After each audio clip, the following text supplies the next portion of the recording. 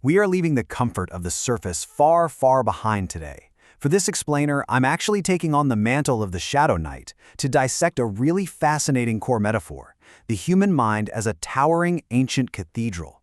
We're going to completely strip away the polite veneer and abandon all those refined myths of the court.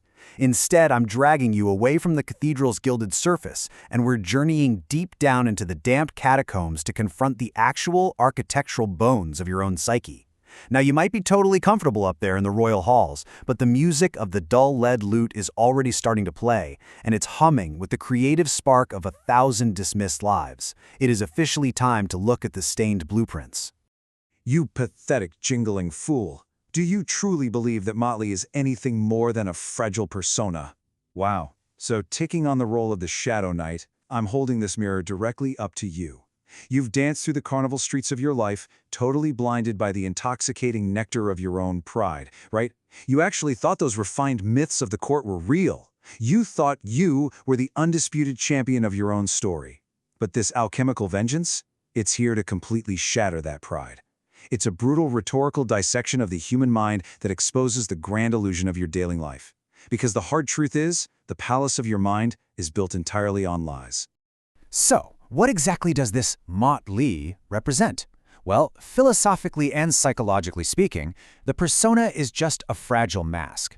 It's a completely fabricated face designed explicitly to hide a very messy dual existence. You present this grand high society face to the rest of the world, but really, it just masks the commoner by day that you so desperately despise. What we're doing here is juxtaposing the intense theatrical venom of this confrontation with a very cold, clinical psychological reality.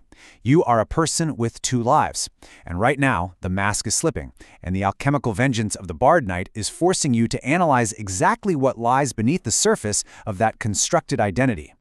To really get this, let's look at the core duality of our cathedral metaphor. On one side, you have the conscious illusion.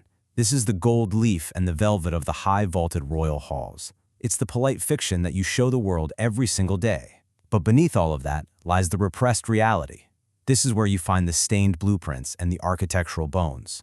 You see, the kingdom's stability, or more accurately, your mind's stability, is actually built upon walls of exclusion and fear. The superficial heights of high society have spent forever trying to ignore these messy designs. But the truth is undeniable. Your mental palace relies entirely on the very souls it has shut out. To completely shatter that conscious illusion, I have to force you to gaze into the cracked glass found in the mud. You looked out into the world and were absolutely convinced that it reflected a champion. But here's the thing about a cracked mirror. It doesn't lie. It fractures the ego. It completely reveals the messy design of a man living two very different lives. The shattering of your false heroism doesn't happen up in the royal halls. It happens right here in the mud. You aren't the golden champion of the velvet halls. You're actually the fractured sum of your own repressed history, reflecting a much, much darker psychological reality.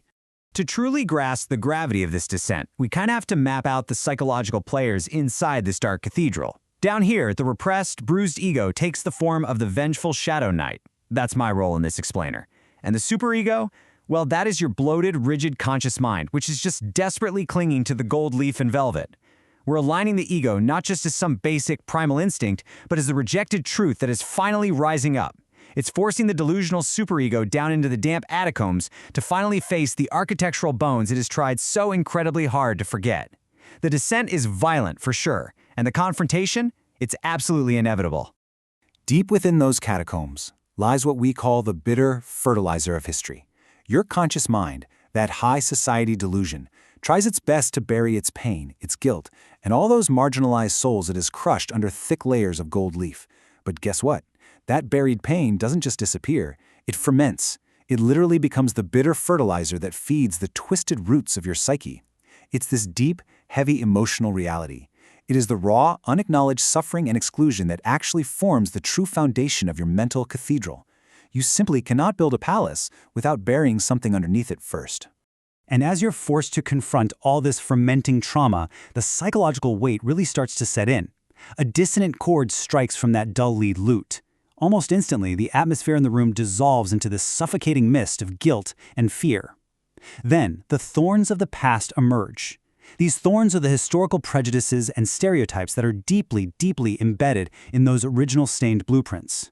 And finally, all of this history manifests as a literal physical weight pressing incredibly heavily against the lungs of every dreamer present. You literally can't breathe because the architecture of your ancestral fear is quite literally crushing your chest.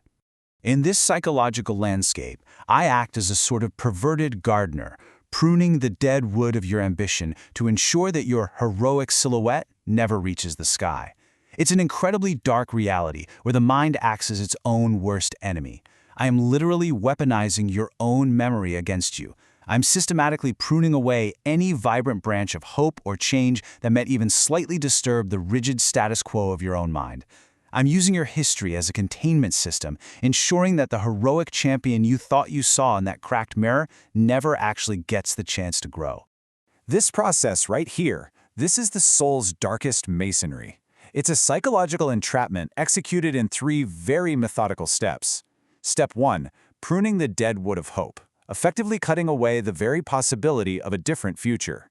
Step 2, wielding the hidden shroud of a venomous grudge. This architecture of fear methodically walls in the poison of dissent, using that hidden trowel, sealing you securely inside your own limitations. And step 3, grafting whatever remaining potential you have onto the twisted roots of the status quo. This final step brings the rough sketch of your life to a state of absolute psychological permanence. You are literally being built into the walls of your own mind, forever immobilized. All of this darkest masonry really culminates in one absolute truth: the cold reality of iron shackles. Your ambition, your fire of imagination, that was viewed by the palace as a dangerous poison of dissent. It was a direct threat to the heavy masonry of those ancestral vaults. And so, that fire of imagination has to be brutally and permanently extinguished. It gets snuffed out by the cold reality of iron shackles. You dared to look through that cracked glass at a world as it could be, but the iron shackles of your own repressed history ensure that you remain entirely, hopelessly trapped in the world as it is. And now, we've reached the very bottom of the descent. This is the fatal climax of the monologue. Now, let the chilling silence of the earth be the final note of your leaden psalm. The grand parable of your life does not end with some triumphant, echoing chorus in the velvet halls. No, it ends right here, in a permanent tomb of heavy masonry. I, the Shadow Knight, have piled the heavy stones of exclusion and fear entirely around your vanity. Your potential is trapped forever in a stone silence. The psychological weight has totally entombed the dreamer, leaving absolutely nothing behind but the chilling silence of the earth. So, as we wrap up this explainer, I want to leave you with a pretty chilling provocation to reflect on. Will you remain immobilized by the rigid structures of the world as it is, perfectly sealed within your own stained blueprints? Or can you somehow break those iron shackles, confront the bitter fertilizer of your own history, and finally escape the stone silence of your mind's cathedral? The architectural bones of your psyche are waiting down there in the dark. Keep questioning the walls around you.